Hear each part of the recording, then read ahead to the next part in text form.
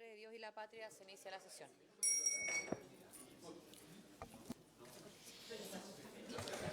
Muy buenos días a todas y todos. Quiero saludar a la senadora Ensberger, al senador Matías Walker, al senador Araya, a la Secretaría, al ministro de Justicia y Derechos Humanos, el señor Jaime Gajardo, a sus asesores del Ministerio Público. Sí, no, sí está. También quiero saludar al fiscal nacional, que se excusó, pero lo quiero saludar para poder decir aquello, la directora ejecutiva, la señora Mónica Naranjo, la gerenta de la división de estudio, la señora Ana María Morales, el profesional de la misma división, el señor Gonzalo Droguet. Y quiero comentar que hablé con el senador Durresti, nosotros teníamos un orden para la tabla de hoy. Quiero pedir el acuerdo para que podamos partir viendo el segundo proyecto y así poder luego, en el segundo lugar, ver el de fortalecimiento del Ministerio Público. Y me refiero al que está en segundo trámite constitucional, que amplía la penalización dispuesta en el artículo 304 bis del Código Penal para fortalecer la seguridad perimetral de los recintos penales. Recordemos que vuelve a la comisión solamente por un punto que se hizo ver en la sala y por lo tanto deberíamos tener una discusión, espero, cierto, acotada respecto a aquello para luego, insisto, en un segundo punto, ver el de fortalecimiento. A pedir al Senado, yo estoy de acuerdo, pero por supuesto lo que corresponde es someterlo para cambiar el orden a la comisión. ¿Si les parece? Ok, muchas gracias. Y le doy la palabra al señor secretario para la cuenta. Entonces, acordado. La cuenta. Se ha recibido una comunicación de las asociaciones de funcionarias y funcionarios del Ministerio Público, agrupadas en las organizaciones sindicales AFRENSEM, AFRENSUR y AFUNSUR, mediante la cual solicitan que se apruebe el proyecto de ley que modifica diversos cuerpos legales en materia de fortalecimiento del Ministerio Público, en atención a las consideraciones que allí exponen. Eso, señora presidenta. Lo segundo es que en la sesión de hoy día, el senador Luciano Cruzcoque va a ser reemplazado por don Matías Walker. Ha llegado el cambio de comité correspondiente. Entonces, presidenta, deberíamos pasar al estudio en particular del proyecto que se encuentra en segundo trámite constitucional, que amplía la penalización dispuesta en el artículo 304 bis del Código Penal para fortalecer la seguridad perimetral de los recintos penales correspondientes a dos boletines refundidos, el boletín 16.569-25 y el 16.984-25. El objetivo de este proyecto, como bien recuerdan ustedes, es ampliar la penalización establecida en el artículo 304 bis del Código Penal a todos los supuestos en que se ingrese, favorezca el ingreso o se intente el ingreso de objetos que pudiesen representar un riesgo para las personas o condiciones de seguridad al interior de los recintos penitenciarios. Además, se agrega una presunción de peligrosidad respecto de los objetos que se hayan introducido o intentado introducir mediante su lanzamiento desde el exterior del recinto penitenciario. Esta iniciativa fue aprobada en general por esta comisión y por la Sala del Senado y se abrió un plazo para presentar indicaciones. La Secretaría ha preparado un texto comparado nuevo, que contiene en 3 columnas la legislación vigente, el texto aprobado en general por el Senado y las indicaciones que se han formulado a esta iniciativa. Son 4 indicaciones.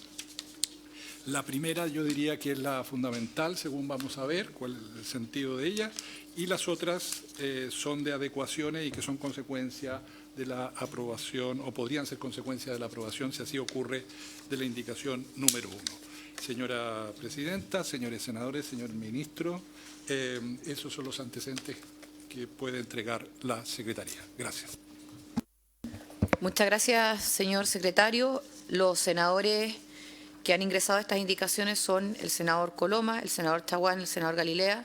Lo menciono porque no son senadores de la comisión. El punto evidentemente lo hicieron ver en la sala. Son senadores por lo demás de los comités nuestros, senadores Ensberger y mío, pero le quiero dar la palabra al ministro para que pueda pronunciarse respecto de estas y por supuesto después de cada uno de los senadores. Ministro. Muchas gracias, presidenta. Bueno, un par de consideraciones respecto a este proyecto y el momento en el que nos encontramos. Lo primero es que no hay ninguna duda de que estamos todos contestes en que es necesario tipificar el delito de quien lance algún objeto que se pueda considerar peligroso, que se encuentre prohibido al interior de un establecimiento penal, tiene que tener una sanción de tipo penal. Eso es lo primero. Esto, por lo mismo, el Ejecutivo presentó este proyecto. Este proyecto busca, de una u otra manera, terminar con un ciclo de reformas que se han hecho al artículo 304 en particular del Código Penal, que lo que hace es que en los últimos años hemos venido tipificando como delito el que ingresa algún elemento prohibido, el que tiene algún elemento prohibido, especialmente tecnológico, al interior de un establecimiento penal, y también para combatir el fenómeno de los lanzamientos, aquel que lance un elemento prohibido al interior de un establecimiento penal. Dicho eso, o sea, digo eso por lo siguiente, porque en la sala del Senado se generó la duda respecto a no el objetivo del proyecto, sino que se generó la duda respecto a la eficacia posible del proyecto o no. En particular, respecto a la presunción que establecía originalmente el proyecto, o que establece originalmente el proyecto, de que se presume de que el objeto que se lanza es riesgoso, pero que la condena no se puede basar solo o fundar solo en la presunción. Nosotros, para escribir este proyecto, contamos con la asesoría de Francisco Maldonado, que es profesor en Derecho Penal y bastante reconocido y destacado en esa materia, porque tiene una serie de problemas prácticos el cómo podemos tipificar este delito y salvar cuestiones, entre otras, de constitucionalidad, ¿ya? Porque el solo lanzar un objeto no necesariamente puede ser un hecho en sí mismo, un hecho punible. Se puede lanzar objetos que no sean necesariamente prohibidos, pero sabemos que en general los lanzamientos son de objetos prohibidos, ¿ya? Pero tiene ese primer problema.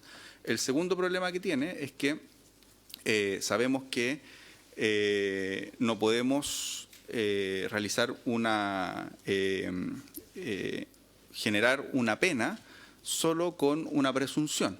Tienen que haber antecedentes que nos permita condenar el hecho punible, ¿ya? Entonces, como tiene una serie de problemas prácticos, se generó esta propuesta que a nuestro juicio salvaba los problemas tanto de índole constitucional como aquellos aspectos que buscaban que efectivamente el objetivo del proyecto se lograra.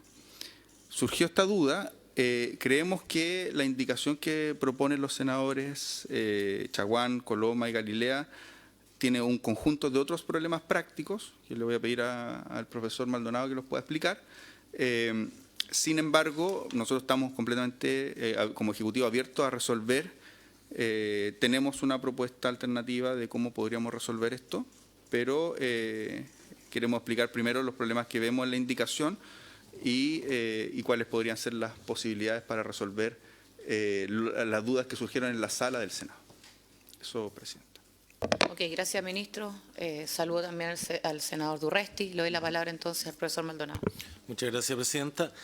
La verdad, como señalaba el ministro, el gran problema técnico, lo voy a tratar así en términos muy sencillos, es juntar el objeto con la mano.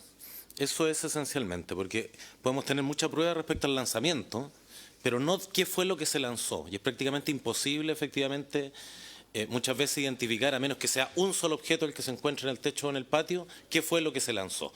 Esa es la gran dificultad técnica que propone el proyecto. Y por eso las alternativas son presumir que el objeto efectivamente es irregular y de tenencia prohibida, lo que, si se hace en términos directos, materializa una presunción de derecho que está prohibida constitucionalmente de manera expresa. Ahí no hay nada que hacer, digamos, y es razonable que sea así.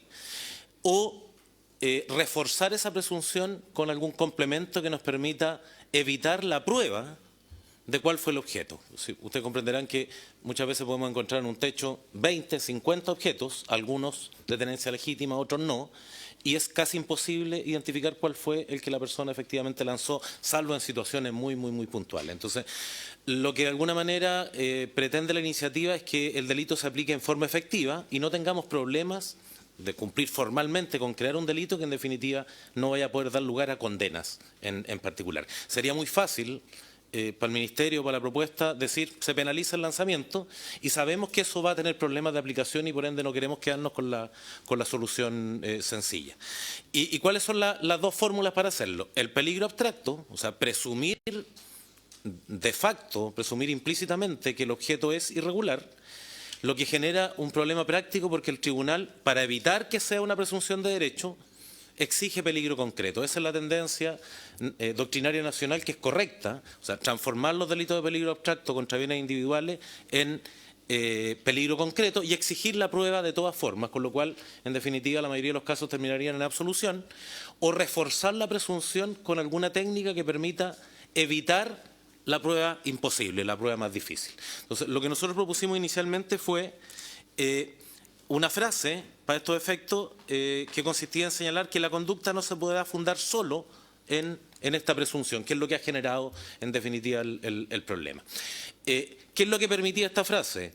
Que la prueba fuera de cualquier tipo, aunque no vinculara el objeto con el lanzamiento. Podía ser, como señaló el Ministerio Público en el primer trámite, que en el vehículo en el que transitaba esta persona o en un bolso se encontraran otros objetos, lo que era suficiente como para poder reforzar la presunción y obtener una condena, reitero, sin necesidad de vincular el objeto lanzado con el acto del lanzamiento, lo que facilita la prueba y permite dentro del régimen constitucional darle efectividad a la regla. El problema es que esto generó muchas dudas en la sala. Entonces, nosotros entendemos que de alguna manera, reforzando esta presunción, pero evitando esta formulación en particular, podríamos dar cuenta de aquello y tenemos una propuesta de esos efectos, que es distinto de lo que está en la indicación de los senadores Coloma, Chaguán y Galilea. Con respecto a la propuesta de los senadores, tenemos varias dificultades. La primera modificación nos parece adecuado, y eso creo que se podría acoger, ampliar los términos bajo los cuales se definen los objetos prohibidos. O sea, referir al inciso segundo a cualquier objeto que esté prohibido dentro de la reglamentación vigente. Nosotros lo habíamos circunscrito a peligro para la vida, para la seguridad del recinto, y perfectamente eso está medido por las resoluciones de Gendarmería que determinan qué objetos pueden haber adentro y cuáles no. En eso nos parece perfectamente que la indicación es correcta. Pero luego, el inciso relevante dice, si el ingreso o intento de ingreso de cualquiera de los elementos señalados en los incisos anteriores se realiza mediante lanzamiento desde el exterior o por vía no destinada al efecto, la pena será de presidio menor en su grado medio. Ojo, pena superior al ingreso efectivo. O sea, el mero intento de lanzar tiene más pena que el haber ingresado un objeto. Eso ya vulnera cualquier lógica de proporcionalidad.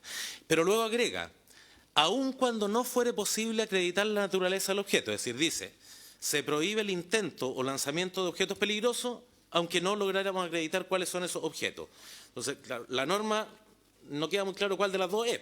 Se prohíbe siempre, aunque no se pueda acreditar cuál fue el objeto, o se prohíbe solo cuando se acredita el objeto. Nosotros entendemos de buena fe que es lo último. O sea, cualquier lanzamiento queda penalizado.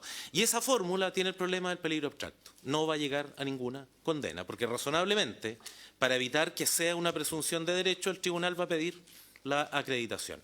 Por ende, creemos que no soluciona el problema y plantea una dificultad de proporcionalidad bastante evidente. Entonces, frente a eso, la alternativa que habíamos conversado incluso con los asesores de los senadores y que traíamos a sugerencia de la comisión, señalaría algo así como lo siguiente. Acogiendo la modificación al inciso segundo que plantea la indicación. Para el tercero, replicar un poco lo que venía en la propuesta original, se presume que el objeto es riesgoso en los términos recién señalados si la conducta se realiza o intenta realizar mediante lanzamiento desde el exterior, y agregar, para la condena bastará contar con cualquier antecedente que haga verosímil dicha presunción, con lo cual queda claro que es cualquier cosa. O sea, cualquier pequeño respaldo que haga verosímil la presunción, por ejemplo, la reiteración, por ejemplo, el poder inspeccionar el maletín, el bolso, los bolsillos del detenido y corroborar que tiene otros objetos que sí son de tenencia prohibida. Cualquiera de esos antecedentes va a permitir arribar a una condena y aclarar además, porque era una preocupación fundamental del senador Coloma y lo hizo presente en la sala, que dos personas lanzaran, una permitida y la otra prohibida, agregar además, siendo varios los imputados, la presunción se aplicará a todos ellos, con lo cual resolvemos el problema de autofabricar una prueba en contrario. Entonces, nos parece que la indicación no resuelve el problema, o sea, mantiene las dificultades que van a impedir una condena, y tratamos de ofrecer esta alternativa que pondríamos a disposición de la comisión, pues no alcanzamos a ingresarla como indicación, para reemplazar, digamos, aquello que generó dificultad en la sala, con mira, reitero, a que el delito sí se aplique y se obtengan condenas efectivas, porque si no, en el fondo no tiene ningún sentido regularlo. Eso sería, presidente. Muchas gracias. Doy la palabra a los senadores. ¿La tiene?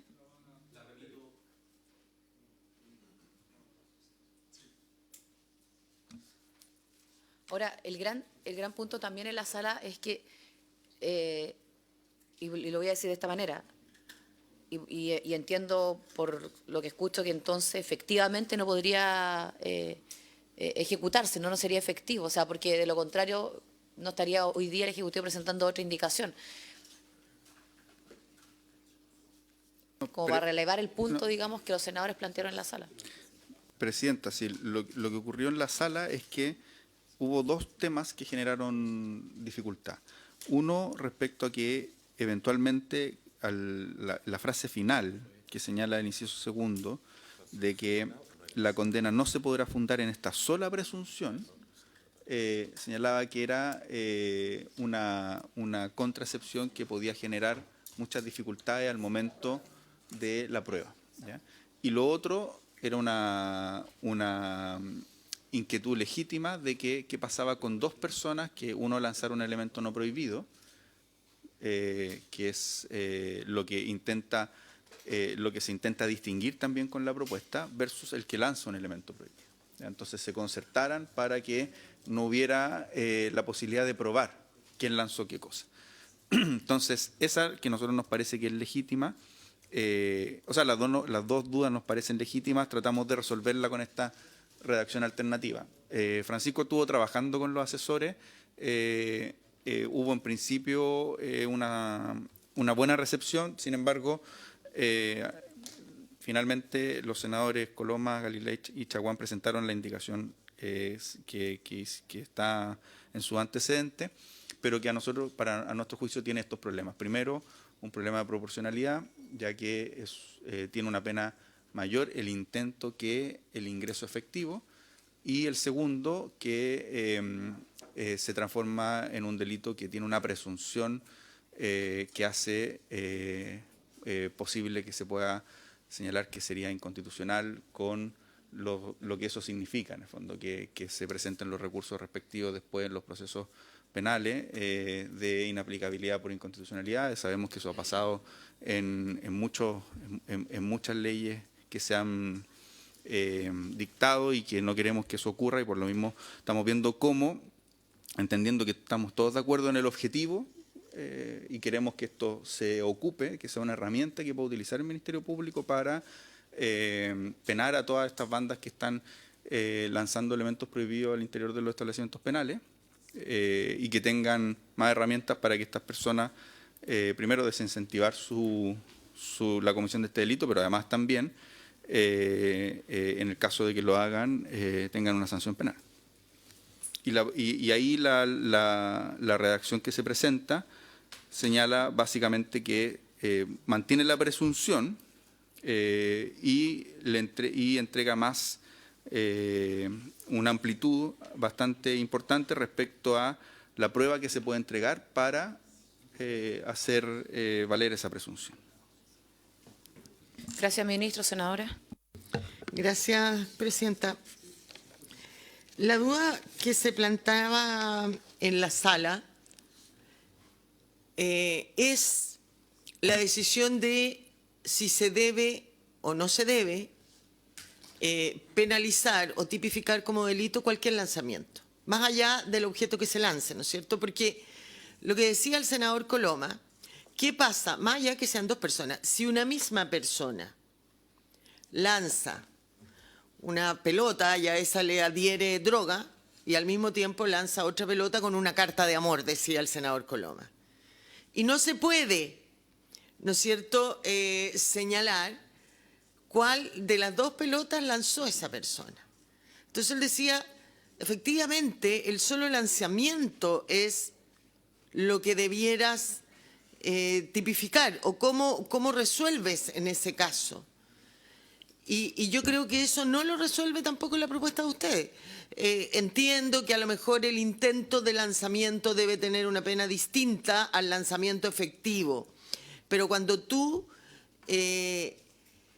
tipificas el delito como solo lanzamiento de objetos prohibidos o peligrosos, ¿qué pasa cuando lanzan al mismo tiempo cosas, una peligrosa y otra no, o una prohibida y otra no? ¿Cómo distinguir? ¿Cómo penalizar?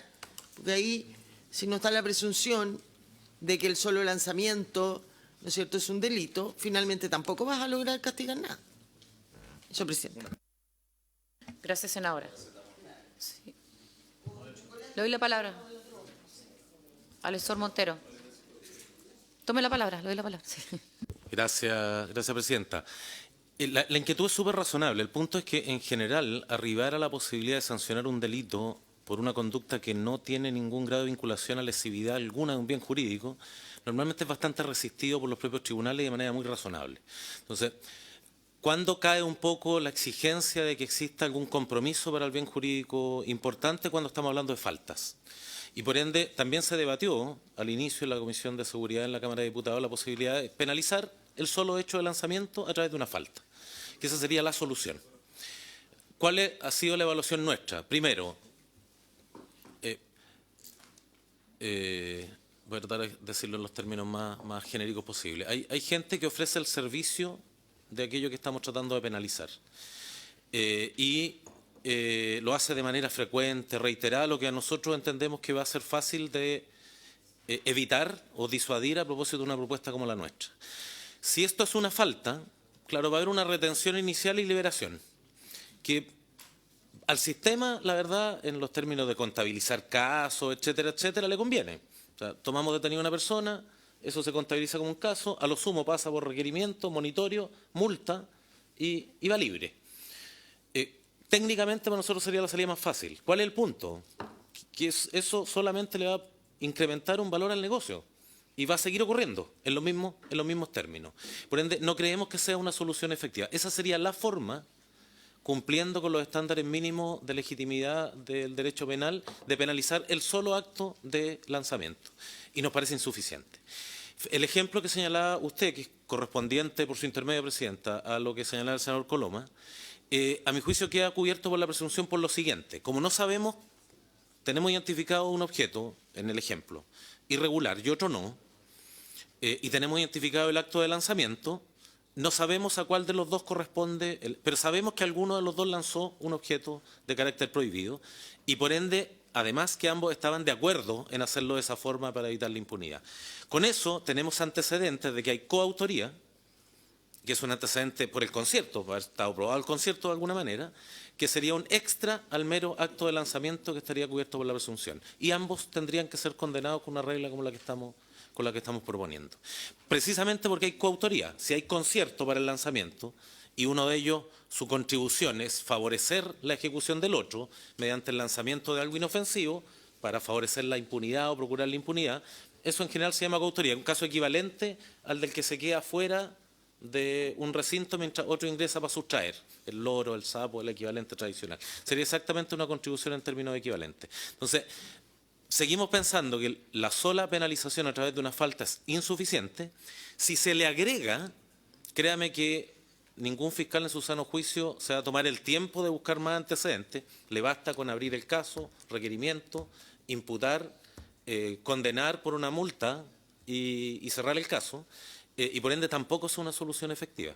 De alguna manera lo que estamos tratando de hacer con la propuesta es que queden condenados. Y el caso que usted planteaba, que es idéntico al que planteó el senador Coloma, a mi juicio sí quedaría condenado por las razones que acabo de exponer con una formulación como la que propone. Considerándola todo, sin distingo.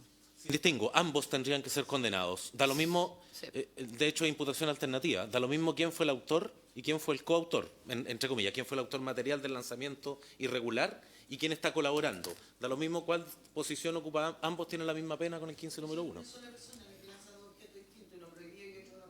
Está cubierta por la presunción. De hecho,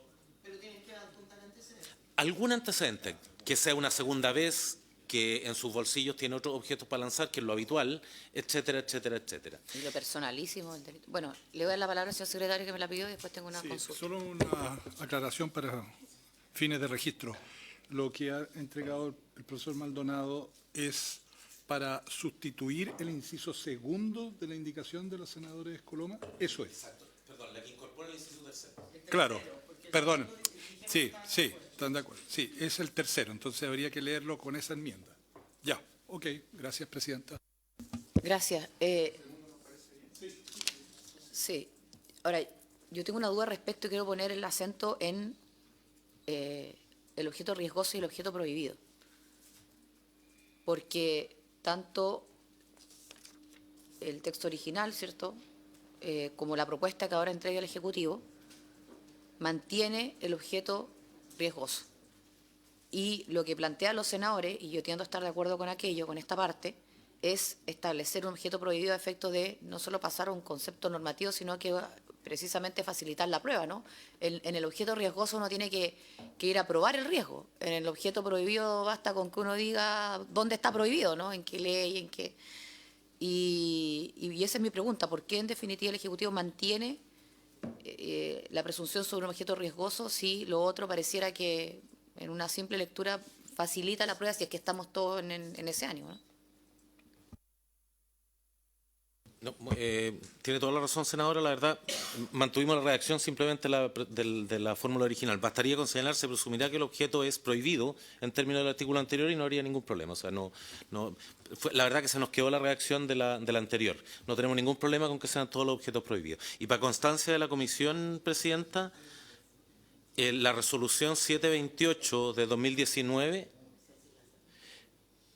para efectos de que la Comisión tenga todos los antecedentes para evitar cualquier problema de constitucionalidad y que pueda tener a la vista cuáles son todos los objetos prohibidos, dejamos constancia de que están incluidos en la resolución 728 del año 2019 de Gendarmería, Ya, perfecto. para que haya conciencia de qué es lo que se está proscribiendo. Le doy la palabra al senador Araya y después tengo una propuesta, senador. Gracias, presidenta. Es que pensando el punto, yo creo que aquí lo que debiera estar prohibido es el lanzamiento de objetos sin distinción. Porque en el fondo el ingreso de objetos tiene que seguir un canal regular. O sea, sean ciertos objetos son lícitos, o sea, por ejemplo, un chocolate o un remedio, debieran entrar por el conducto regular. O sea, el lanzamiento desde el exterior debiera de estar de por sí prohibido, sea cualquier cosa lo que se lance. Y nos evitamos la discusión. Lo que pasa es que, por ejemplo, una carta de amor puede ser compleja, porque una carta de amor que viene con algunos códigos que puede sacar un delincuente puede ser más peligrosa que una pistola o un ramo de flores. A veces las flores son más peligrosas. Ya, Entonces, esa yo propuesta creo me gusta más. Tiene Yo creo que en razón, el fondo senador. aquí hay que distinguir la conducta respecto a la primera. No, los cigarros deben estar prohibidos. Pero aquí nosotros debiéramos ahorrarnos esta discusión y el solo lanzamiento debiera estar sancionado, punto. Y no entrar en esta discusión si elemento prohibido o no prohibido. Creo que va a complicar más la situación. Porque en el fondo cualquier ingreso que se quiera hacer de algún elemento a la cárcel Tiene que ser tiene como que hacerse corresponde. por la vía formal. Punto, y nos ahorramos toda la discusión. Chavos. Quiero volver a porque la Secretaría tratábamos de ordenar la discusión para ver cuál era en definitiva el inciso, ¿cierto?, que había que agregar. Porque, a ver, antes de eso, le doy la palabra a la Secretaría para ordenar cómo deberíamos, ¿cierto?, votar o ordenando el tema, digamos. Pero en la propuesta que trae el Ejecutivo, lo primero era, se presumirá que el objeto es riesgoso, ya sabemos en lo que estamos respecto de aquello, en los términos del inciso precedente, si la conducta se realiza o intenta realizar mediante lanzamiento desde el exterior. O sea, nos estaríamos quedando con lanzamiento desde el exterior. Ya, voy a seguir. Para la condena basta contar con cualquier antecedente, y ahí la senadora marcó un punto, bueno, ¿qué antecedente, no? Pero que haga verosímil dicha presunción. Siendo varios los imputados, la presunción se aplica a todo ello. Por lo tanto, quedarían dos cuestiones por resolver. Lo de los antecedentes, para volver al punto, y efectivamente, si, dado que además era uno de los puntos que marcaba en la sala el senador Coloma, que es autor de la indicación, si siendo varios los imputados, la presunción se aplica a todos o no, ¿no? Esos dos, le quiero dar la palabra para ir como acotando la discusión y luego le dar la palabra a la Secretaría para ver si a lo mejor recogemos la propuesta de los senadores y sobre esa propuesta votamos con las modificaciones que podemos ir acordando acá.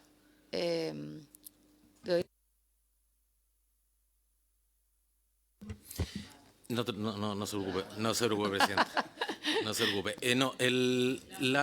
el segundo punto, más allá de la presunción, la ampliación a cualquier antecedente deja en claro que literalmente es cualquier antecedente, si no tiene por qué estar referido al hecho del lanzamiento, sino que amplía las posibilidades de acreditación a cualquier tipo de antecedente que pueda hacer verosímil el hecho de que se lanzó algo prohibido. Y eso es desde la reiteración, o sea, quien ha repetido en la conducta. No, si vamos a establecer una presunción, ¿por qué tenemos que agregar antecedentes? Pero le doy la palabra al senador Aray. Lo que pasa, presidente, es que ahí partimos con una premisa errónea, porque lo Sí. que está planteando el profesor Maldonado supone que esa persona ya fue condenada por el hecho. Y lo otro supuesto que él está planteando supone una detención en flagrancia. O sea, ¿qué es lo que pasa, por ejemplo, un pelotero que no lo pillaron, pero que después, producto de una investigación X, se descubre que tal sujeto se dedicaba a lanzar? Esa persona no fue detenida en flagrancia y probablemente no tiene antecedentes, no tiene una condena previa, no hay reincidencia. Entonces, la explicación que está quedando, además para la historia de la ley, creo que es riesgosa. Porque los dos ejemplos que utiliza el profesor Maldonado creo que no van a ayudar a la condena, o sobre todo van a permitir que los que son primerizos detenidos en esto van a quedar libres. Porque así la comisión discutió respecto de antecedentes que le encuentren en el minuto o con condenas previas. Porque eso es la reincidencia, si no, no tiene efecto. Entonces, creo que hay que reenfocar cómo se está planteando el argumento de la presunción. Sí. Con respecto a lo que decía el señor Araya, efectivamente podría haber alguna dificultad a propósito de un primerizo por el hecho de no haber sido detectado en flagrancia. Pero me parece que podría uno asumir la lógica precisamente al revés. Si usted tiene a una persona 2 o 3 veces en una cámara y eso le permite identificarla y irla a detener, efectivamente eso refuerza la idea de la presunción. O sea, muy por el contrario, no necesariamente tiene que ser detenido en flagrancia, sino que efectivamente si usted lo ve el lunes, el martes, el jueves, el sábado, lo va a detener, identifica pelotas que tienen un objetivo, basta y sobra.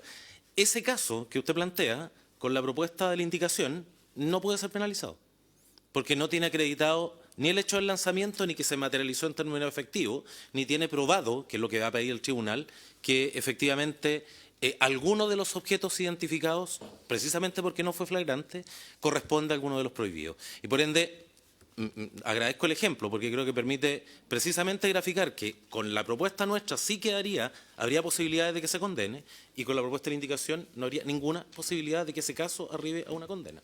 Ya, pero ahí yo recojo un punto, o sea, encontré una tercera, o sea, sin ninguna... No, a lo que voy es que si vamos a establecer una presunción, porque podríamos no establecer una presunción, si vamos a establecer una presunción, lo que no puede ocurrir es que estemos exigiendo que para una condena hayan antecedentes. Si ahí van a operar las reglas básicas de la prueba nomás. Presidenta, lo que pasa es que tenemos una prohibición constitucional. No se puede establecer la responsabilidad penal solo con una presunción. Hay una prohibición constitucional expresa. Entonces, esa prohibición constitucional tenemos que darle 19 número 3, inciso sexto. La ley no podrá presumir de derecho a la responsabilidad penal. Entonces, esa es una prohibición constitucional que tenemos que se expresa. Lo que queremos es que esto sea efectivo. La otra posibilidad que tenemos es que, o sea, primero, tenemos esa presunción de derecho, o sea, esa presunción que no podemos saltar, ¿ya? No podemos vulnerar. Lo segundo es que también tenemos un problema de proporcionalidad. Tiene que haber algún tipo de bien jurídico acá que se vulnere.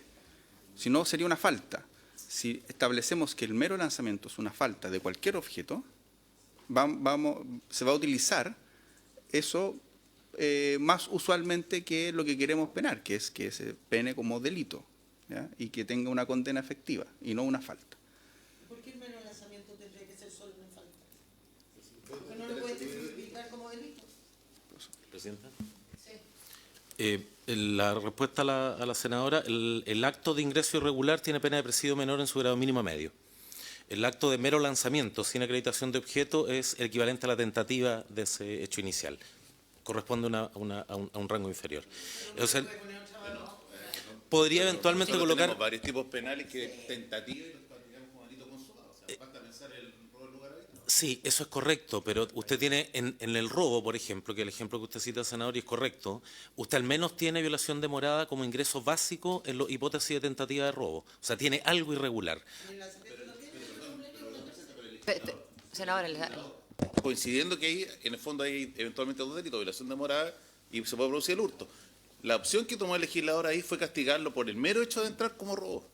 O sea, no se dejó aparte, y esa es una discusión que ya hace rato los tribunales superaron, y es la persona que ingresa se le castiga por robo. Entonces no veo por qué no podemos en esta misma figura ocupar la misma lógica, porque en el fondo, claro, si el bien jurídico protegido, que es lo que plantea el ministro al final del día, es evitar que el ingreso de objetos en formas indebidas a los recintos penales. Yo no entraría en la discusión si el objeto es lícito o ilícito, porque cualquier persona que quiera ingresar un objeto a un recinto penitenciario para que lo tenga una persona que está con una pena privativa de libertad, tiene que hacerlo a través de la vía que establece el sistema. Entonces, si yo empiezo con esta discusión de que no, si tiro, por ejemplo, una carta de amor, un par de lentes o unas flores, lo puedo hacer. Entonces, yo creo que no hay que entrar en esa discusión. O sea, mi impresión es que el delito, la infracción es la misma. Es el mero hecho de tratar de ingresar a través del lanzamiento cualquier tipo de objeto. Lo que pasa es que, claro, uno podría hacer una distinción en la penalidad, de que si se trata de un objeto que no es prohibido, tiene una pena más baja versus de un objeto prohibido. Pero ahí sí vamos a entrar en ese problema de saber qué fue lo que efectivamente lanzó. Entonces, por eso lo que se puede optar, yo creo que, y vuelvo en esto, que creo que la fórmula más sencilla para evitar problemas es que el mero lanzamiento sea castigado como delito. Y probablemente, claro, puede tener una pena más baja de que hace ingreso irregular a través del sistema formal, como está sancionado en el inciso 304 primero. Sí, solo para complementar, porque efectivamente, ministro, el 304 bis ya lo tiene contemplado, por lo tanto ya este delito ya está sancionado, y ahí para Lo no... tiene grado mínimo medio, puede ser grado mínimo. Claro. No hay que darle rango de pena. O sea, volvamos al origen del proyecto. Nosotros lo que estamos tratando de legislar es el lanzamiento. Si lo demás ya está... Sí. La gran diferencia en relación a los casos, y por eso cité el ejemplo de la violación de morada, es que el mero acto de lanzamiento, como señala el senador Araya, uno lo podría considerar riesgoso para la seguridad del recinto penal, y sería una especie de bien jurídico. Y eso, en el fondo, alude a una hipótesis que en general se denomina de peligro común. El peligro común son peligros de bienes individuales protegidos respecto de muchos, de todos los internos, de todos los gendarmes. En los delitos de peligro común, normalmente se exige peligro concreto por razones de lesividad, porque la razón de fondo que justifica la penalización de la conducta es la seguridad de bienes individuales de quienes están adentro. Así pasó en pandemia con el delito contra la salud pública, etcétera, etcétera. Y eso más o menos responde a la lógica de la protección de los bienes de los bienes jurídicos que tolera nuestro régimen constitucional. Entonces, es correcto lo que usted señala y se podría eventualmente penalizar con una pena, no veo cuál, digamos, más abajo, para que sea equivalente a la tentativa, que podría ser el grado mínimo, pero es muy posible que ese ilícito sea igualmente interpretado como un ilícito de peligro concreto y se pida algún grado de acreditación del objeto, por la razón que le estoy dando. Y eso a nosotros nos deja más intranquilos respecto a la efectividad de la figura, que aclarar expresamente que basta el hito del lanzamiento para presumir que el objeto es peligroso. Porque, de alguna manera, el peligro abstracto contra bienes individuales y las presunciones, la jurisprudencia, razonablemente dentro de nuestro régimen constitucional, por la regla vigente, se tratan de la misma forma. Porque el peligro abstracto con bienes individuales es, de alguna manera, una presunción de derecho. Eso es lo que es tradicionalmente. Y así está más o menos reconocido por toda la doctrina. Entonces, es razonable lo que usted plantea por intermedio de la presidenta, pero tiene ese problema, que en el fondo son lo mismo. Son lo mismo. Y corremos el riesgo, que nosotros hemos querido evitar, de que no termine con condena. Y si no termina con condena, el esfuerzo es relativamente... ¿Y por qué no agregamos el 304 bis al lanzamiento? En el compromiso, como cualquier medio. Si agrega como conducta el mero lanzamiento, sigue estando el problema de la vinculación con el objeto, presidente. Y usted había planteado un punto, perdón, que me quedó pendiente, sí, justo antes de la última intervención, mencionando que bastaban las reglas generales si uno establece la presunción para la prueba. A propósito del antecedente. Sí. El punto es el objeto de prueba. Sí. Porque las reglas generales lo que van a orientarse es a acreditar que el objeto era prohibido. Lo que nosotros tratamos de hacer incorporando una regla de prueba más amplia es que no sea solo ese objeto lo que hay que probar, que cualquier otro antecedente que le dé verosimilitud a presumir que el contenido del objeto era prohibido sirva para obtener una condena. Entonces, si usted elimina esa parte, que fue una de las propuestas que se plantearon en la sala, dejémoslo solo con la presunción, corremos el riesgo, primero, que se declare inconstitucional directamente por el tribunal, o que consideren necesario igualmente, para transformarlo en peligro concreto, exigir pruebas. Pero sin regla adicional, esa prueba va a ser sobre el objeto. Y eso es casi imposible. Ese es nuestro punto. Por eso nos parece que ampliar el objeto de prueba es la mejor forma de darle herramienta a la Fiscalía para que aporte cualquier cosa. Sí. 3 cámaras adicionales, lo que tenía en el bolsillo, un WhatsApp donde eventualmente se lo contrata para el lanzamiento, etcétera, etcétera. Literalmente cualquier cosa que le dé verosimilitud a la presunción que sirva para obtener la condena.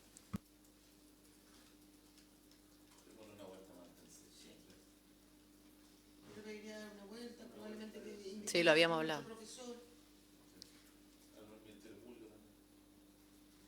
¿Me parece? Presidenta, yo creo que Sí, ministro. en este caso lo que yo creo que todos No, es queremos, fácil. Y todo, bueno, yo creo que lo que todos queremos es que esto sea efectivo. sí. Y que no legislemos en algo que después va a ser utilizado permanentemente como una falta o que no vamos a tener cómo probarlo. Y yo creo que aquí lo mejor es que tengamos, me parece bien que, por ejemplo, el Ministerio Público entregue su opinión y veamos Además que una he escuchado redacción ahí, los y que veamos van a una meterle redacción cabeza, que han nos escuchado toda la deje discusión. a todos satisfechos de que va a ser efectiva. Ministro, muchísimas gracias. Usted se queda porque, sí. No, muchas gracias al profesor Maldonado también.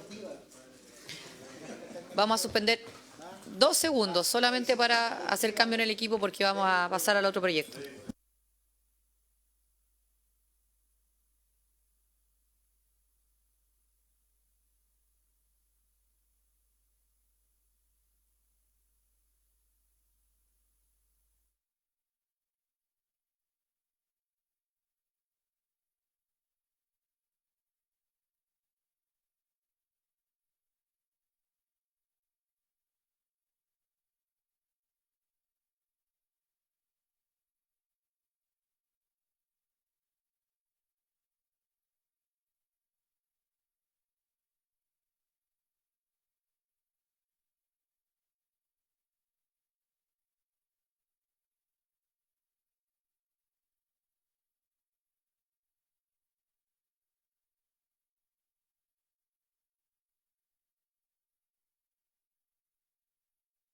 Vamos a continuar con la tabla de hoy. Habíamos hecho un cambio en el orden de los proyectos.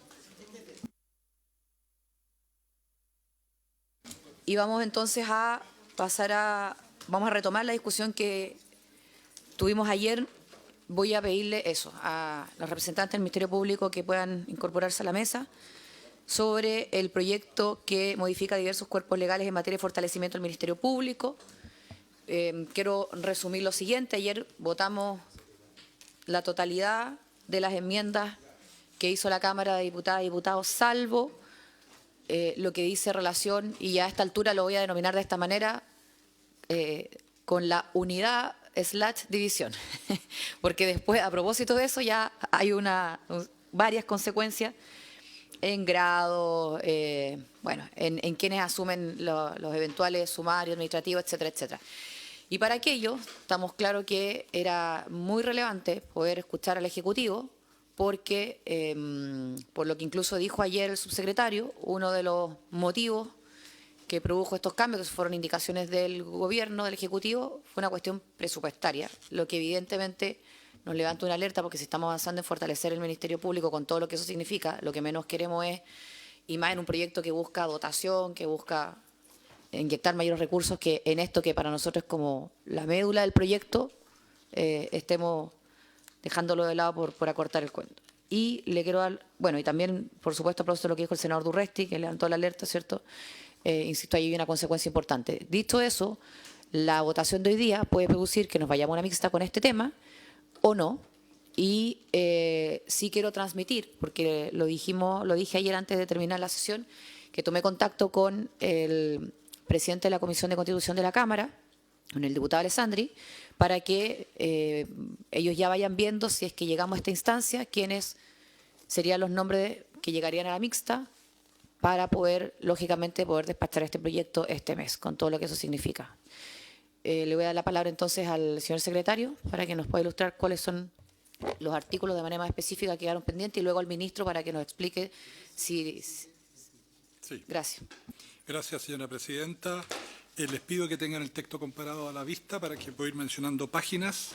La página número 13, con el cual se inaugura el número 5 del texto aprobado por el Senado en el artículo primero, que es la enmienda al artículo 20. Aquí viene, el Senado había aprobado en primer trámite constitucional la creación de una división y todo ese número está pendiente. También está pendiente la resolución, vamos a la página 17, el numeral 3 nuevo que incorporó la Cámara de Diputados, porque en ese numeral viene el artículo 20 ter, que está en la página 19, que habla de existirá en el Ministerio Público una unidad de probidad interna, que es lo contrario a lo que había acordado el Senado respecto de la existencia de una unidad.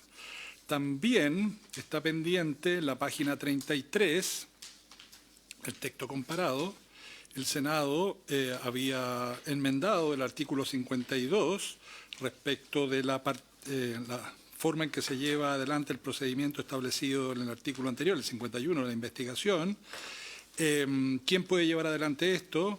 Y la norma aprobada por el Senado como investigador o otro fiscal, o al jefe de la División de Probidad, Integridad y Auditoría. También se dejó pendiente.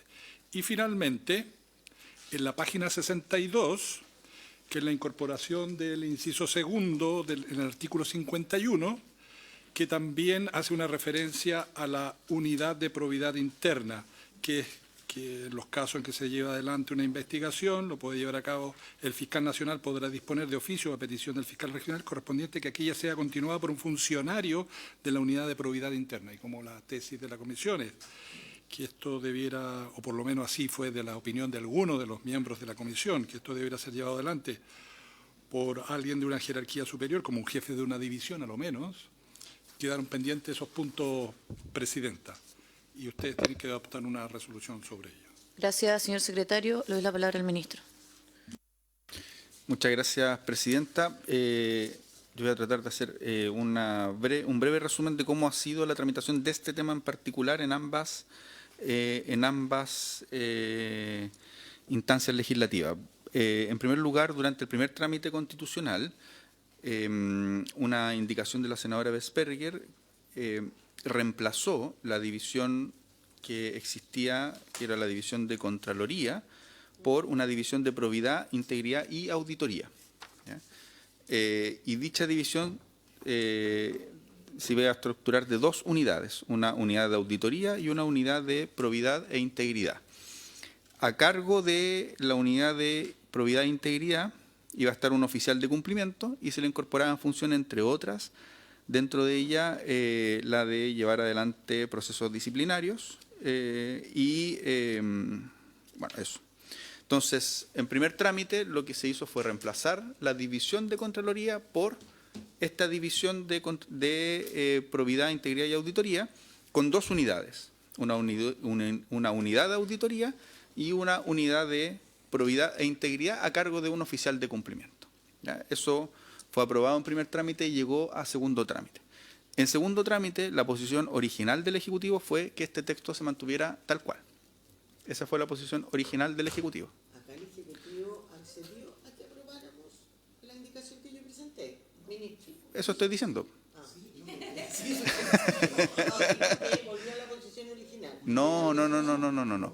Lo que estoy diciendo es que la posición original del Ejecutivo en segundo trámite fue que se aprobara el texto que venía del Senado. Eso es lo que estoy explicando. ¿Ya? La posición original del Ejecutivo, y que consta en la historia de la ley, es que, y la posición además que hice personalmente, es que se aprobara esto tal como venía del Senado. ¿Ya? ¿Qué fue lo que ocurrió? Que aquí se nos entrampó la discusión y se pidió que el Ejecutivo presentara una indicación para que ordenara, según lo que había ocurrido en primer trámite, y tengo lo que se señaló específicamente por los distintos diputados. El diputado Sánchez pide darle al oficial de cumplimiento una regulación diferente de su nombramiento y remoción para que sea verdaderamente independiente. El diputado Longton dio una larga explicación respecto a que este artículo era un enredo. El diputado Ilavaca pidió que el Ejecutivo llevara una norma más ordenada. El diputado Longton vuelve a señalar que la norma es reiterativa y así. Entonces, se nos pidió a nosotros que nosotros presentáramos una indicación. nosotros estuvimos de acuerdo en presentar una indicación señalando dos limitaciones. Una, que nos parecía que efectivamente tenía que quedar a cargo de una unidad de probidad e integridad tal y como venía esto. A nosotros nos parecía una buena iniciativa lo que había ocurrido en primer trámite, pero que tampoco teníamos más recursos para crear otra división distinta. ¿Ya? Eso fue lo que se señaló en segundo trámite. Y así las cosas, nosotros lo que presentamos fue una indicación que mantenía la unidad de probidad e integridad principalmente con el objeto de que esta unidad dependiera directamente del fiscal nacional, porque una de las observaciones que se hizo en segundo trámite fue que al depender la unidad de probidad e integridad de un jefe de división, perdía independencia respecto a el resto de la institucionalidad. ¿Ya? Esos fueron los problemas que hubo en segundo trámite. ¿Ya? Y entonces, para salvar ese problema, lo que nosotros presentamos fue una indicación que hacía que se generara esta unidad, que dependiera directamente del fiscal nacional, esta unidad de probidad e integridad, y que esa unidad mantuviera el resto de las atribuciones que se le habían dado en el proyecto, es decir, que pudiera llevar adelante sumario, etcétera, ¿ya? O procesos disciplinarios, para ser más exacto. Entonces, la limitación que nosotros teníamos era una limitación de índole presupuestario, que era, nosotros entendemos que este es un proyecto muy prioritario para el Ejecutivo, y de hecho el informe financiero, el segundo informe financiero da cuenta de ello. Es un informe financiero que implica el fortalecimiento más importante que ha tenido el Ministerio Público en su historia, en términos no solo de recursos, sino que también en términos de estructura. Y lo que nosotros señalábamos es que teníamos la limitación de que no habían más recursos para incorporar a un directivo, pero sí entendíamos que el Ministerio Público al jefe de esa unidad le podía dar los cargos directivos que tiene disponibles. Entonces, perfectamente el jefe de esa unidad podía tener un cargo directivo. No hay ningún impedimento para que tenga un cargo directivo. Y al tener un cargo directivo puede llevar adelante los sumarios respecto incluso de un fiscal regional, como respecto de cualquier otra funcionario del Ministerio Público. ¿Ya? Ese es como el resumen de lo que ocurrió en esta materia y cuál ha sido la posición del Ejecutivo en los distintos trámites de este proyecto. No sé si Gracias, ministro. Le doy la palabra a la senadora Ensberg. Gracias, presidente. Ministro, ya uno puede aceptar todo lo que usted dice, ¿no es cierto? Incluso puede llegar a compartirlo, pero acá el problema es, primero, que a nosotros lo que se nos ha dicho es que este jefe de unidad va a ser un profesional y que los profesionales, ninguno tiene el mismo grado que los fiscales regionales. Por lo tanto, la norma que nosotros queríamos prever, ¿no es cierto?, que los fiscales regionales no se hicieran entre ellos los sumarios. Entonces me dicen, no, es que se mantiene que lo puede hacer el jefe de unidad de probidad. El jefe de unidad de probidad, al ser un profesional y de grado inferior, no puede ser el fiscal de un sumario contra un fiscal regional. ¿Por qué? Porque, aunque también se nos dijo acá, lo que pasa es que las normas del estatuto administrativo no se le aplican al Ministerio Público. Está bien, no se le aplican, pero hay garantías de imparcialidad y de debido proceso. Hay un principio en derecho público en general, ¿no es cierto?, que el fiscal, precisamente para garantizar la imparcialidad de la investigación, para garantizar el debido proceso, debe tener una jerarquía o un grado igual o superior, o ser de igual o superior jerarquía. Y eso acá no se cumple con un profesional, no sé, grado 6 versus haciéndole sumario a fiscales regionales, grado no sé qué cosa. Entonces, 3. Entonces, por último, hubiera sido interesante que si esa era la decisión respecto a desaparecer esta unidad, esta división, que el artículo 51 y el 52 que se elimina, podría haber señalado que excepcionalmente cuando la gravedad de los hechos, la complejidad de la investigación iniciada con acción de ellos lo haga necesario, el fiscal nacional podrá disponer de oficio o a petición del fiscal regional respectivo que aquella sea continuada por un funcionario de la unidad de probidad, por otro funcionario que designe, porque ahí va a tener otros jefes de división, pero con la norma como viene redactada, solo cuando ejerza el fiscal nacional esta facultad, va a poder nombrar a otro fiscal regional.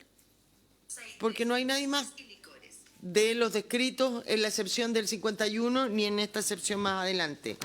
Y eso claramente vulnera lo que nosotros queremos aportar, ¿no es cierto? Es que haya mayor transparencia en todas las instituciones.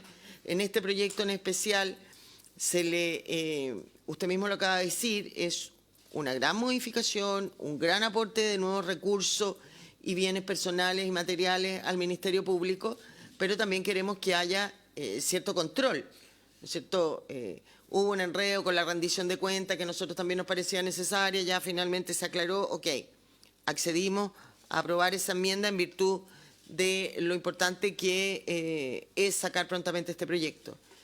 Pero este tema yo creo que sigue enredado. Yo no veo, sin una mixta, cuál puede ser la solución. Gracias, senadora. Senador Durresti. Después le doy la palabra al ministro.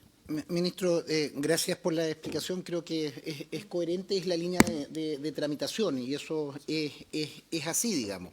Creo que es bueno traer a la memoria que fue la senadora Bensberger y ratificado por todos de construir efectivamente esta división con probidad, integridad y auditoría interna. Yo creo que va en la línea de lo que queríamos como contraparte al fortalecimiento y toda esa situación. Desconozco la discusión en la Cámara, usted la agrega, pero al menos yo voy a requerir más información para ver cuál es el elemento, es no entenderlo o quizás los diputados tuvieran una apreciación distinta. Lo que sí es cierto de la discusión más allá de la legítima decisión que toman los diputados, es que nosotros vemos una situación fáctica que puede llevar a problemas en el futuro, ministro, y esto no es teoría. Ayer dimos una extensa discusión desde el punto de vista de la legalidad de los procesos sumariales con alguien que esté instruyendo ese sumario con un grado inferior a quien es investigado, quien es sumariado. Hicimos una referencia, el secretario nos hacía el punto respecto a la normativa de la ley orgánica del Ministerio Público que no se aplica el estatuto administrativo, salvo en tales o cuales situaciones, pero hay un principio básico también, un principio constitucional, debido proceso, en que nosotros podemos llevarnos a que una investigación entre regionales, que es algo que ha existido y que están, que es materia que queremos prever, que termine eso judicializado y discutiéndose la legalidad de quien lleva ese proceso. Y eso ya es caer en una situación que creo que nosotros tenemos que anticipar. Creo que hay que robustecer la unidad de probidad, integridad y auditoría en un conjunto, sobre todo con las complejidades, con lo que crece el Ministerio Público, y yo creo que ahí es donde tenemos que poner la atención. Yo lo que sugiero, habiendo acuerdo, no hay aquí una posición ideológica, una posición, yo creo que más bien terminar de redactar bien un sistema. La presidenta hizo las gestiones que se encargó, porque también estamos absolutamente ciertos que esto tenemos que despacharlo ahora para anticipar en una mixta. Yo creo que hay que constituir la mixta a total despacho la primera sesión, si esto no, y tenemos que encargarlo, porque con lo que usted señala me queda más claro el proceso, digamos, no hay un cambio copernicano, sino que hay más bien un entender que esta era la solución. Creo que no es feliz. Entonces, creo que si nosotros acotamos esta situación, son estos estos 4 artículos más o menos, pero que son en el mismo tema, son de un solo tema, lo señalamos, mandatamos a la presidenta para que haga los mejores esfuerzos y nos constituimos el martes o miércoles hasta total despacho y hacemos el trabajo legislativo, político, y creo que con eso tenemos una ley ordenada. Nosotros, termino con esto, ayer hacíamos observaciones respecto a la rendición de cuentas, lo entendemos, respecto al calendario de implementación, lo entendemos, va a haber una sesión, se resolvieron todos los temas. Entonces, creo que una ley tan importante, tan relevante para esto, que no debiéramos disminuir el andamiaje institucional que también le hemos incorporado al Ministerio Público para una mejor gestión de probidad, integridad y auditoría interna. Gracias, senador. La palabra al ministro, brevemente. Sí. Presidenta, sí, yo creo que tenemos el mismo objetivo. Me parece que yo creo que los diputados tenían un punto, creo que un punto, que dice relación con la independencia del jefe de la unidad de probidad, porque la división que se creó en primer trámite era una división que tenía dos unidades, una unidad de auditoría y una unidad de probidad interna.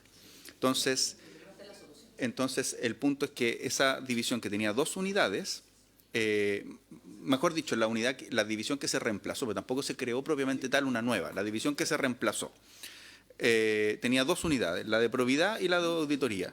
Entonces, efectivamente, el oficial de cumplimiento, que era el jefe de la unidad de probidad, tenía un jefe que era el jefe de la división, y eso mermaba en parte su independencia, en el sentido de lo que queremos que sea como oficial de cumplimiento. Entonces, ese era un punto. Lo que nosotros dijimos, esa unidad puede ser una unidad independiente que dependa directamente del fiscal nacional, con las limitaciones que hay, dentro de ellas, por ejemplo, la de aplicación del 81K, que nos parece razonable. Y el hecho de que sea profesional no significa que sea del estamento. De hecho, yo dije lo siguiente en el trámite, en primer trámite. No obstante, se señaló que para la historia de la ley que dicho requisito hace referencia al nivel de estudios, ¿ya? No al estamento profesional. Eso se dejó expresamente detallado. Y si el Ministerio Público tiene un cargo directivo, se le podrá entregar a ese oficial. Entendemos que queda abierto, así tiene el Ministerio Público cargos directivos, porque el Ministerio Público tiene más cargos directivos que los que establece expresamente la ley, y si el Ministerio Público quiere entregarle a ese jefe de unidad un cargo directivo para que va a tener el mismo grado que cualquier fiscal regional, va a poder realizar las investigaciones. Pero entiendo que eso hay que especificarlo más, se puede, veamos cómo hacerlo. No, yo lo dije tal cual para la historia de la ley, tengo la frase. Yo creo que, a ver, Pero no tenemos. voy a dar la palabra de nuevo por si alguien quiere tomarla, pero si no, votemos. Entendemos el punto, Sí. es lo que quiero decir, entendemos el punto y si se Sí. puede resolver una mixta, me parece que no hay ningún inconveniente. A ver, senadora. Lo que pasa es que yo entiendo que lo que acaba de decir el ministro es fundamental, porque si este jefe de unidad de, ¿cómo se llama?, de auditoría, de probidad, es un grado 3 directivo, se acaban todos los problemas. Exacto. Ya, pero es que el Ministerio Público No lo no entendió, entiende eso, entonces por eso que es importante, o sea, eso evitaría la mixta. Eso evitaría la mixta, por eso que es tan importante. Pero el Ministerio Público ha señalado que eso no es así.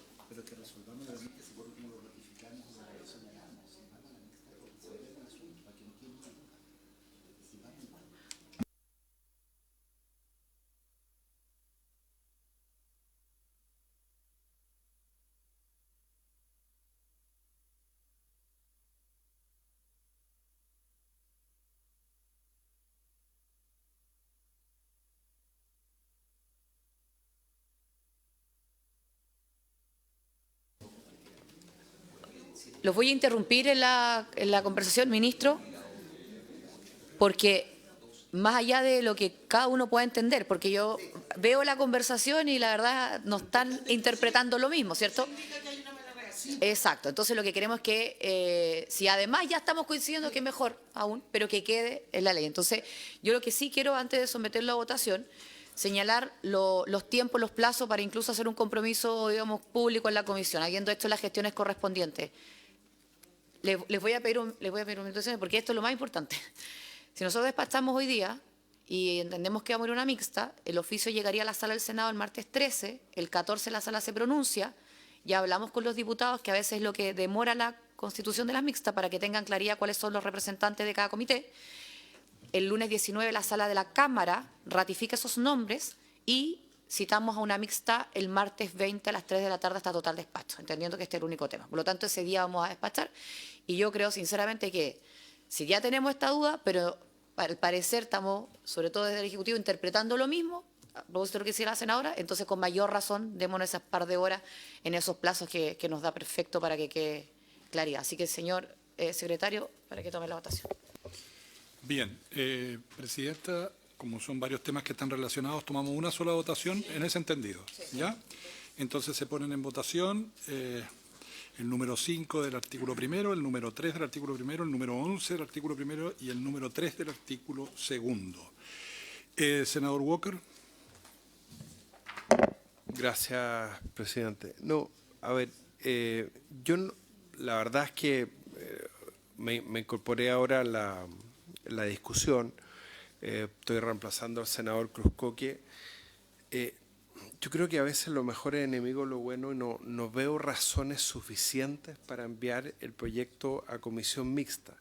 Esto de cuán autónomo sea esta unidad de probidad e integridad es una discusión que ya se dio en el proceso constituyente y creo que los tiempos de la Cámara de Diputados son los que me preocupan para los efectos del objetivo que todos tenemos, que es despachar este proyecto en enero, entendiendo que hay una semana legislativa. Entiendo que va a haber una mayoría para enviar esto a comisión mixta y que el informe se redacte en esos términos, pero yo por lo menos soy partidario de aprobar los cambios de la Cámara de Diputados. Bien, vota a favor. Senador Araya. A favor. Vota a favor. Senadora Asperger. En contra. Senador Durresti. En contra. Presidenta. En contra. Resultado de la votación. 3 votos por la negativa, 2 por la afirmativa, se dan por rechazado. Quiero, a propósito que dije lo del calendario, ministro, asegurarme que se cumpla, continuar con los de los diputados y obviamente ojalá llegar a la mixta con estas interpretaciones resueltas para que quede expresamente establecido en la ley. Nos quedan minutos en nuestra comisión. Tenemos invitados y personas que viajaron literalmente para poder presenciar la discusión. Está el ministro del Deporte, así que suspendamos unos segundos y lo que nos quede para poder avanzar en el proyecto. Muchas gracias a todos.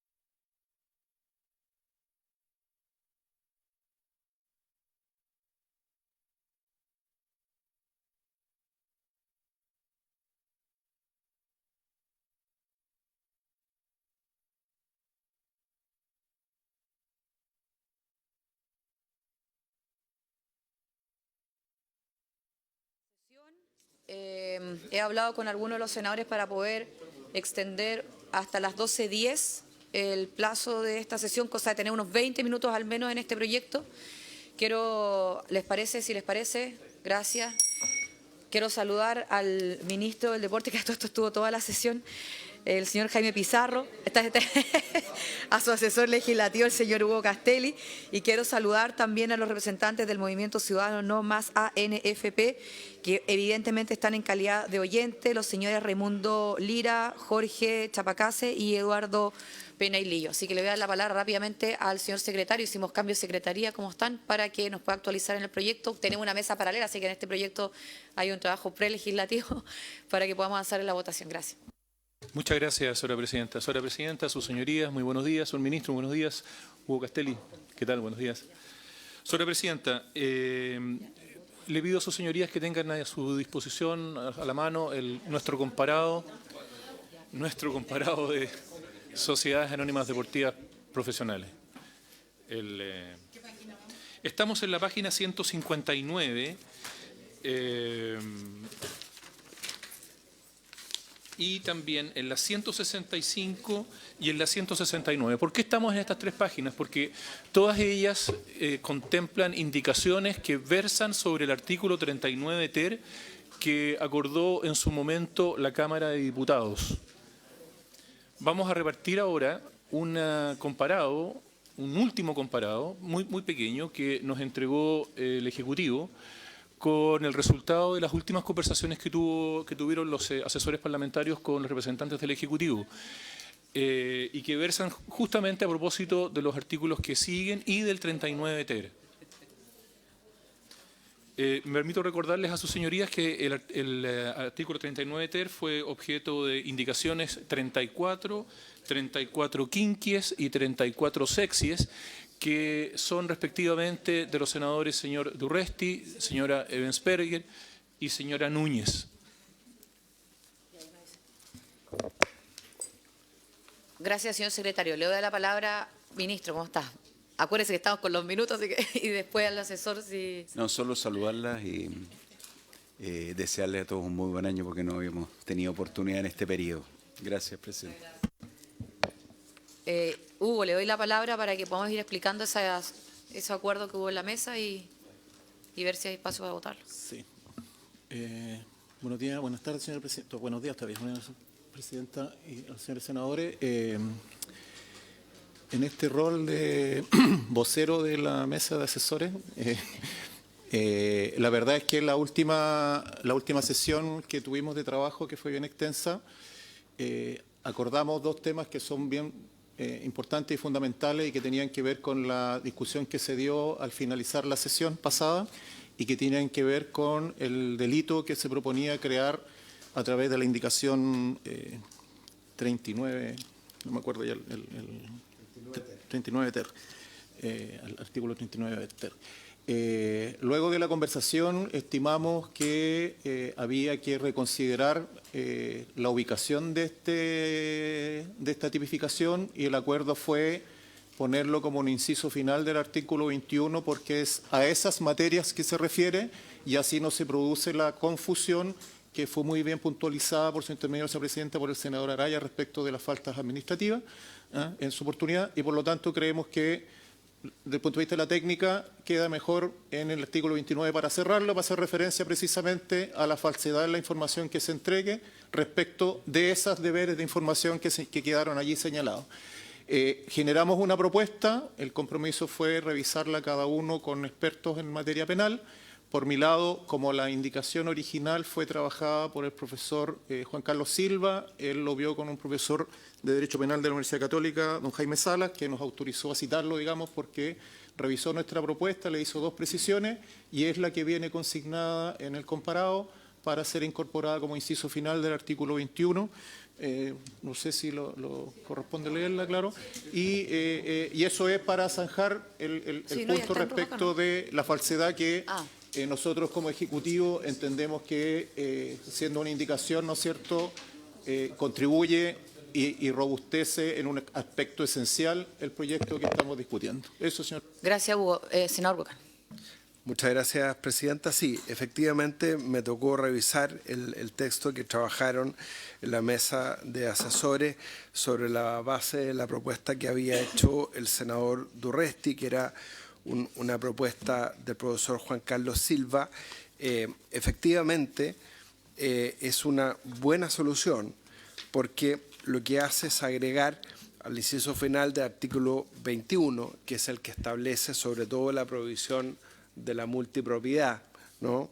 El que a sabiendas y con el objeto de eludir o incumplir cualquiera de las prohibiciones establecidas en este artículo, destruyer o ocultar información o entregar información falsa requerida por ley será sancionado con la pena de inciso primero del artículo 197 del Código Penal. De esa manera hay coherencia en las penas. Hay un aporte que hizo la asesora del senador Durresti, Melisa.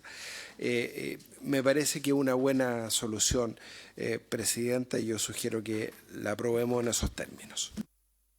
Gracias, senador. ¿Les parece que sigue en votación? ¿Ya le dio lectura el señor secretario? Sí, senador Araya. Presidenta, no, un tema solo de mañoso nomás por la hora, pero yo solo haría un cambio, que en vez de citar el 197 coloquemos directamente las penas, porque esto de estar como citando a... Claro, con presidio menor en cualquiera de sus grados y la multa de tanto. Facultamos a la Secretaría para que la ecuación, porque la pena... La pena del 197, que es de la falsedad, es presidio menor en cualquiera de sus grados y multa de 11 a 15 unidades tributarias mensuales o solo la primera de ellas según las circunstancias. En vez de citar el artículo, colocar directamente la pena. No tiene sentido la referencia al artículo falsedad. ¿Ya? Es de mañoso. Perfecto. Con esa, con esa solicitud en votación. Sí, facultamos a la Secretaría. Muchas gracias. La señora Presidenta somete a votación entonces esta propuesta de incorporar como inciso final el texto que se ha señalado en el artículo 21 que regula la prohibición de integración en múltiples organizaciones deportivas profesionales de base. Senadora señora Bensperger. A favor. Senador Solaraya. Senador Solwalker. A favor. Señora Presidenta. A favor. Señora Presidenta, resultado de la votación, 4 votos por la afirmativa.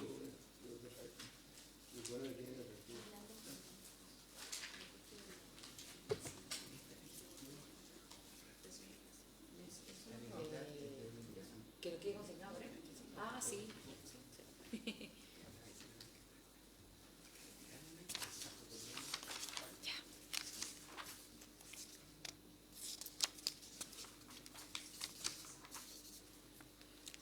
Señor secretario.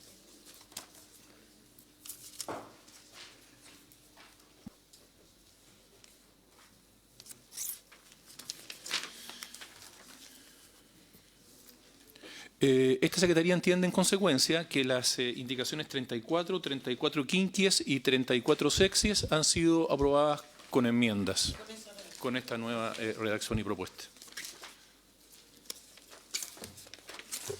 Señora Presidenta, hay que ir entonces ahora a la página 175 de nuestro comparado. Allí, en la página 175, figura la indicación número 36, que es de Su Excelencia el Presidente de la República, y que propone incorporar, a continuación del numeral 12, que bueno, ya ha cambiado completamente toda esa numeración, así es que, un número nuevo del siguiente tenor. Modifícase el artículo 42 de la siguiente manera. A. Agrégase al inicio del artículo el siguiente epígrafe de las continuadoras legales. B. Reemplázase la frase Asociación Deportiva Profesional por Liga Deportiva Profesional. Hay aquí en el comparado que nos entregó el Ejecutivo, no sé si se está reiterando exactamente el mismo texto. Ah, perfecto. Sí. Hay una educación, claro, hay una pequeña educación. Pero sí. la votamos con... Pero igual hay que votarla. Sí, o sea, en votación. Perfecto, con la misma votación. Se entiende entonces aprobado por unanimidad 4-0.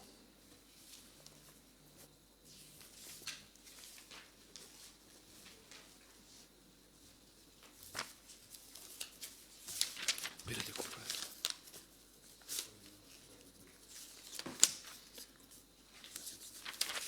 Sí. Señora Presidenta, en la página 174, si ustedes se fijan, figura allí una indicación número 35, que es de la senadora Sora Pascual. Ella incorporaba, con su indicación, en el artículo 41, un numeral 2 nuevo. El artículo 41 está, o comienza más bien, en la página 171, artículo 41 vigente. Ese numeral 2 que ella propone, en su indicación 35, dice, intercálase en el literal J del inciso tercero del artículo 32 entre las expresiones consideren fines deportivos y las que podrán lo siguiente, y las universidades, cualquiera sea su naturaleza. Hugo. Por su intermedio, Presidenta, lo comentamos ya en una sesión anterior. Acá hay una indicación posterior del senador Walker, 43, que se refiere a una intervención en el mismo artículo y que va a ser coherente con un artículo que ya aprobamos acerca de las instituciones de educación superior que pueden formar fondos de deporte profesional. Entendemos que habría que rechazar esta de la senadora Pascual y aprobar la posterior 43, porque esto lo que hace es modificar la ley del deporte para incorporar el concepto de instituciones de educación superior Sí, como organizaciones deportivas. Además que sobre este tema, exacto, ya nos pronunciamos. Sí. Señor secretario. Sí. ¿Está el senador Urresti ahora también? Sí, que yo lo que quería ver si se puede agregar Sí, mi votación su a la... votación. Que además es su indicación, es Es mi autor de la indicación. indicación, claro, para reclamar derecho intelectual. Perfecto, le agregamos. Que le vaya bien el reclamo. 5-0 en consecuencia. Y estas Sí. 5 rechazadas en 0. Sí. Ok. Yo entiendo la Secretaría que estas votaciones son tanto para la primera que hicimos como para la segunda que se refería a la indicación 36. ¿Ok? Sí. Ya, que incorporado entonces don Alfonso.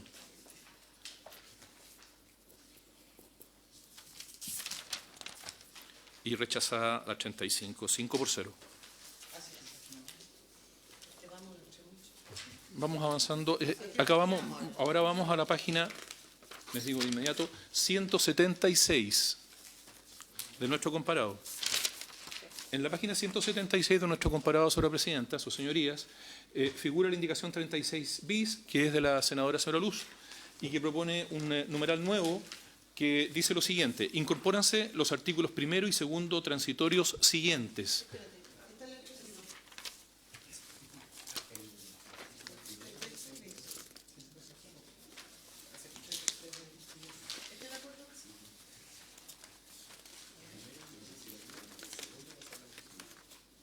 Retiramos el artículo primero de esa indicación. Y Ok. para quedar solo el segundo.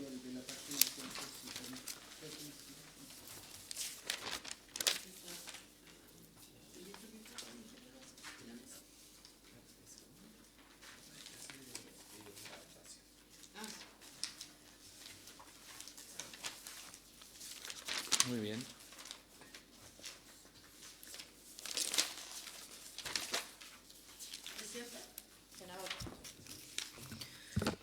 Sí, el artículo segundo de esta indicación, que es la que nos interesa discutir, que es el plazo que se le debe eventualmente establecer, ¿no es cierto?, a las federaciones para transformarse y adecuarse a esta nueva ley, que no es, a nuestro modo de ver, un plazo, un trámite tan corto, y por eso nosotros en la indicación proponemos 3 años, que es lo que uno sugiere a esta mesa para entrar a discutir cuál es el plazo que el Ejecutivo cree que es razonable, si comparten o no comparten esto, o creen que debiera ser uno menor.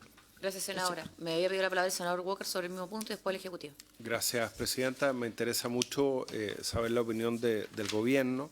Esto es una indicación muy válida de la senadora Ensperger, se discutió dentro de la mesa de asesores. Yo quiero discrepar del plazo porque este proyecto de ley lleva 9 años de tramitación. Queda todo un tercer trámite constitucional en la Cámara de Diputados, que no sabemos si va a ratificar los cambios del Senado, esperamos que sí, o le va a introducir modificaciones y el proyecto puede terminar en una comisión mixta de un nuevo Congreso con una nueva composición. Entonces, yo creo que el plazo máximo de adecuación deberá ser de 1 año, porque estamos hablando de 1 año desde la publicación de la nueva ley. Entonces, falta la sala, falta el tercer trámite en la Cámara de Diputados, después viene la promulgación, después eventualmente el Tribunal Constitucional, viene la publicación. Entonces, yo creo que ya el mundo deportivo ha esperado demasiado por la implementación de este proyecto. Yo creo que 1 año de plazo para que la Federación de Fútbol o cualquier otra pueda adecuar su estatuto es más que suficiente. Senadora. Gracias, presidente. Yo creo que el tema del plazo a mí no es fundamental, ¿no es cierto? No es algo por lo que uno debe inmolarse. Lo que uno busca acá, que sea razonable y cumplible. Yo no sé cuáles son todos los trámites que deben hacerse si la BRF... me contaban, ¿no es cierto?, que en la mesa incluso se habló que hay algunos bienes que ni siquiera se saben de quién es. ¿Va a alcanzar a hacerse toda esa adecuación? Eso es lo que me interesa. Estamos haciendo el esfuerzo, como dice el senador, a lo mejor extremadamente largo, de 9 años.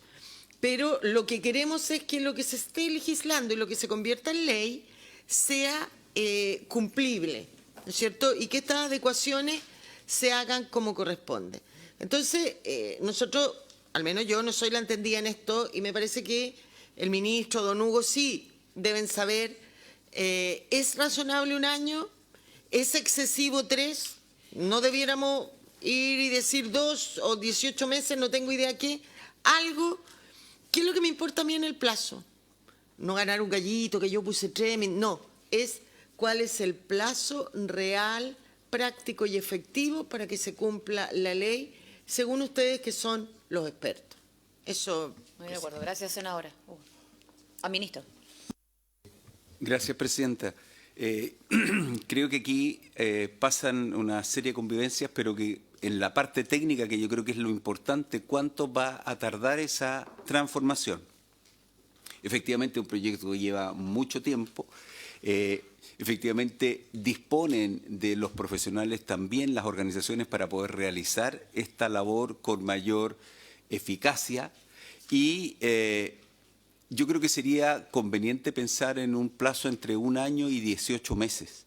Yo creo que ahí es absolutamente posible cumplir, razonable de cumplir, quedando aún este plazo mientras la ley está en proceso, que puede permitirle ya comenzar a avanzar en este proceso de regulación. Por lo tanto, creo que me parece que ahí hay un plazo absolutamente realizable por las organizaciones. ¿Les parece? ¿18?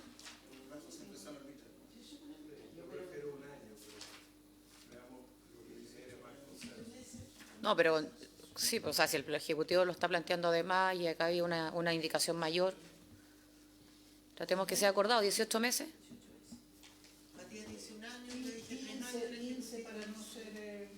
Para ganar tú. No.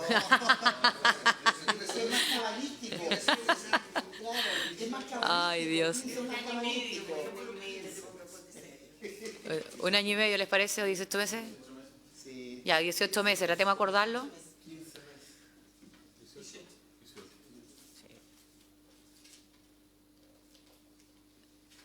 Entonces, en votación la indicación con esa modificación. La señora presidenta somete a votación en consecuencia el artículo 2º transitorio que propone la senadora señora Luz, con la enmienda consistente en reemplazar el plazo de 3 años por 18 meses. Senadora señora Ensperger. A favor. Senador Soraraya. A favor. Senador Sordurresti. A favor. Don Matías. A favor. Señora presidenta. A favor. Señora presidenta, resultado de la votación, 5 votos por la afirmativa. Y la última, por los tiempos. Sí. Y oye, avanzamos más que los otros dos proyectos. sí. A veces llega. Sí, uno no.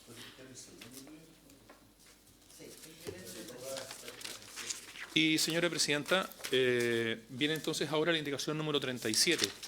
Esa... 36. Sí, sí. Perdón, señora Luz. Sí, senadora. Presidenta, Es la indicación 36 ter. Sí. Es simplemente para suprimirla porque la Cámara lo que establece acá es un beneficio tributario de una condonación de 90% de los intereses de multas tributarias. A mí me parece de verdad eso una frescura. Entonces la indicación lo único que hace es proponer suprimir este beneficio. ¿El Ejecutivo? Nosotros estamos de acuerdo porque está absolutamente desactualizado. De hecho, el artículo pone una fecha de 16 de diciembre del 2003, creo, como un tope. Entonces, claro, está absolutamente desactualizado el artículo que viene. Todos de acuerdo con la indicación de la senadora de suprimirlo. Además, no contó con el patrocinio del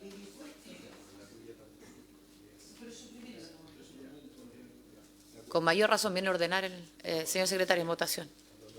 O si les parece. Si le parece a sus ¿Todo señorías, a favor de esa indicación para la suprimir? eliminación Ok. entonces de ese numeral. Perfecto. 5-0 entonces, señora presidenta, se elimina el numeral de la Cámara. No, era la 37. La 37. Y ahí terminamos. Sí. A continuación, señora presidenta, aparecen en la página 183 de nuestro comparado las indicaciones 37 y 38. La 37 es de su excelencia el presidente de la República, la 38 es del senador don Alfonso. La 37 propone eliminar el numeral 14 que acordó la Cámara de Diputados, que lo que hace es agregar artículos transitorios nuevos, quinto transitorio, sexto transitorio, séptimo transitorio, y hasta Son del ahí. Ejecutivo. Son del Ejecutivo, le da la palabra Eso es el brevemente Ejecutivo. para que- sí. Eso es el Ejecutivo. Sí. Sí. Claro, la propuesta del Ejecutivo de eliminar estos artículos transitorios que vienen aprobados de la Cámara dice en relación con el tema de la idea que podría decirse como original del boletín de permitir la emisión de acciones para que los socios entraran a la propiedad. Me parece que es una cuestión que ya quedó un poco desactualizada en relación al objeto del proyecto, que está focalizado en regular conflictos de interés, separación y transparencia. Luego, lo otro quedó regulado, el artículo sexto transitorio se refirió al tema de la multipropiedad, que ya quedó regulado en el artículo 21. Ahí también hay dos indicaciones posteriores que seguramente también se van a rechazar porque ya quedó establecido un plazo. Y finalmente, el artículo séptimo transitorio lo mismo, que se refiere el plazo de adecuación al nuevo modelo que ya quedó aprobado en 18 meses. Entonces, Y obviamente la indicación es para suprimir esos suprimir tres. esos artículos Entonces, ¿estamos de acuerdo? Si les parece. Y ok. Senador Durresti. Sí, ese es del Ejecutivo. Si las aprobamos, se cae la tuya. Sí, pero que ese es perdón, en que cuando nosotros estamos hablando del quinto transitorio, dice que las sociedades anónimas deportivas profesionales podrán emitir una nueva serie de acciones o traspasar legalmente las acciones de propia emisión que posean por cualquier causa, las que solo podrán ser suscritas por los socios y tal. El establecer como esa norma facultativa y no imperativa, a mí me genera una suspicacia. Yo creo que tienen que ser imperativa y cambiar el vocablo por podrán por deberán. Lo que pasa es que nosotros queremos suprimirla porque ya llegaste tarde, porque cuando discutimos todo el tema de la participación y relación.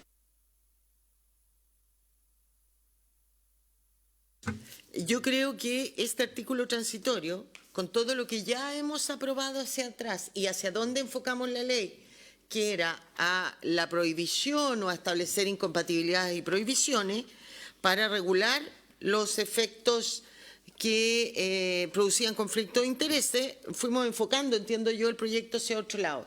Entonces, el mantener este artículo transitorio hoy día, a mí me parece que va en contra de todo lo aprobado para atrás, o lo desvirtúa de alguna manera. Eso es. Compatible con lo ya aprobado.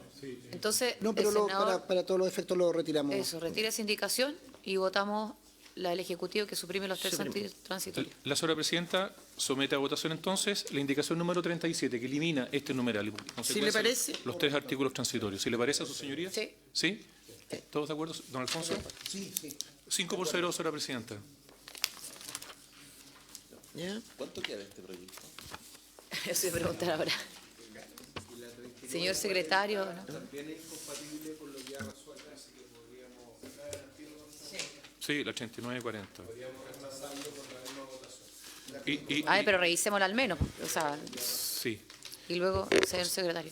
Y gracias, señora presidenta. Señora presidenta, el numeral 14, como yo les dije en algún momento, lo que hace es agregar en la ley nuevos artículos transitorios. Estos son los artículos 5º, 6º y 7º.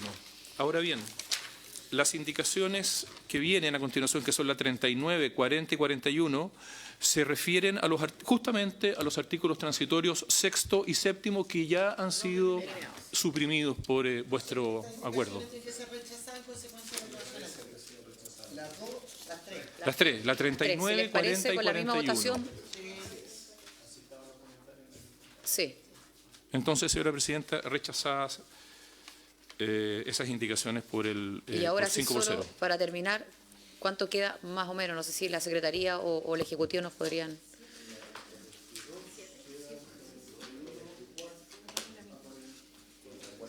Una sesión más. La otra semana. por Sí. intermedio de su presidenta, en todas las que vienen Sí, en la lo sé, mesa ahora al no menos podemos seguir. estamos, Ahora no me da. conteste en qué, cuál es la opinión Una que sesión debe más la próxima favorecer. semana. Ya. Sí, ok, por haberse cumplido el objeto de la sesión, se levanta. Y muchísimas gracias por los minutos extra. Hemos salido por